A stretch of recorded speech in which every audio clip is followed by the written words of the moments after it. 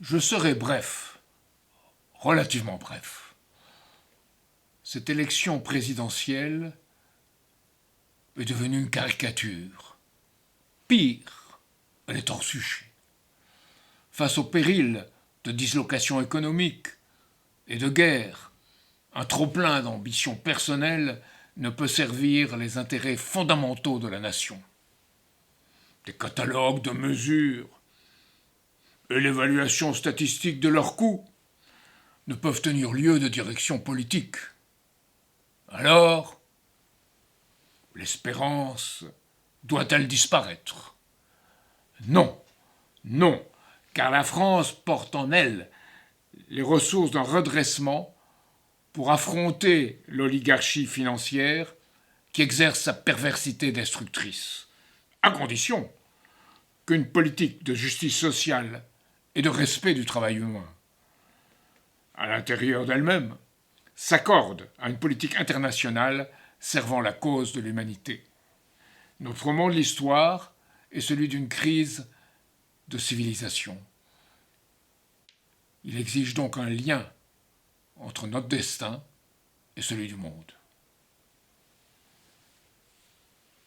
Quel que soit notre vote, notre engagement doit être de relever ce défi-là. Le méconnaître réduit à l'impuissance.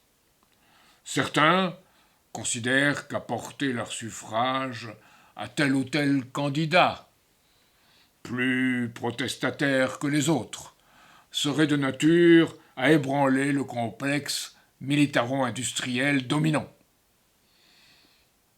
Je partage leurs raisons, mais l'on ne peut s'en tenir à une protestation au sein d'un système, au sein du système dans lequel nous vivons. Reconstruire et refonder doit bien davantage inspirer notre engagement.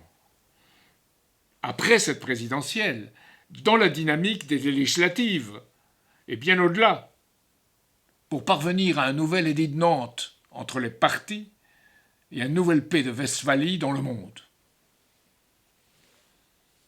Je demande à toutes celles et à tous ceux qui en saisissent aujourd'hui la nécessité de se mettre en rapport avec Solidarité et Progrès et moi-même, par-delà les allégeances convenues. Le chemin de la raison doit passer par l'adhésion du sentiment.